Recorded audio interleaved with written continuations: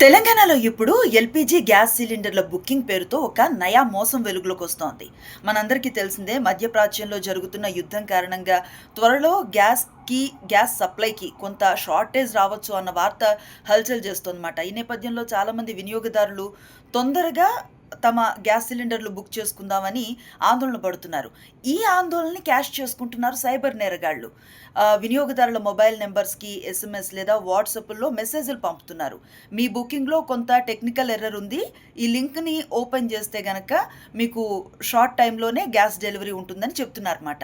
So, ఆ లింక్‌ని గనక ఓపెన్ చేస్తే అది ఫేక్ వెబ్‌సైట్‌కి తీసుకెళ్తుంది. అక్కడ మీ పేరు, మీకు సంబంధించిన వివరాలతో పాటు బ్యాంక్ ఖాతా డీటెయిల్స్‌ను కూడా మెన్షన్ చేయమని అడుగుతున్నారు. తర్వాత ఒక ఓటీపీ పంపి అది చెప్పమని అడుగుతారు.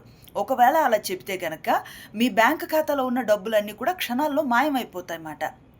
సో, సిపి సజ్జనార్ ప్రజలకి, వినియోగదారులకి ఒక సూచన చేస్తున్నారు. అదేంటంటే కమర్షియల్ అవసరాలకి కొంత ఇబ్బంది ఉన్నమాట వాస్తవమే అయినా, డొమెస్టిక్ అవసరాలకి గ్యాస్‌కి సంబంధించి ప్రస్తుతానికి ఎటువంటి ఇబ్బంది లేదు కాబట్టి, సైబర్ నేరాలకి మీరొక అవకాశం ఇవ్వకండి. మీరు మీ ఆందోళన వారు క్యాష్ చేసుకుంటున్నారు కాబట్టి, మీకొచ్చే మెసేజెస్‌కి లేదా అనవసరమైన లింక్స్‌ని ఆహ్ కొంచెం నాలెడ్జ్ లేకుండా ఓపెన్ చేసేయొద్దు.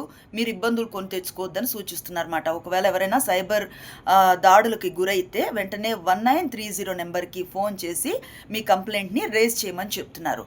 సో, కాస్త అప్రమత్తంగా ఉండండి. మీ ఆందోళన ఎదుటివారికి అవకాశం ఇవ్వకుండా జాగ్రత్త పడండి.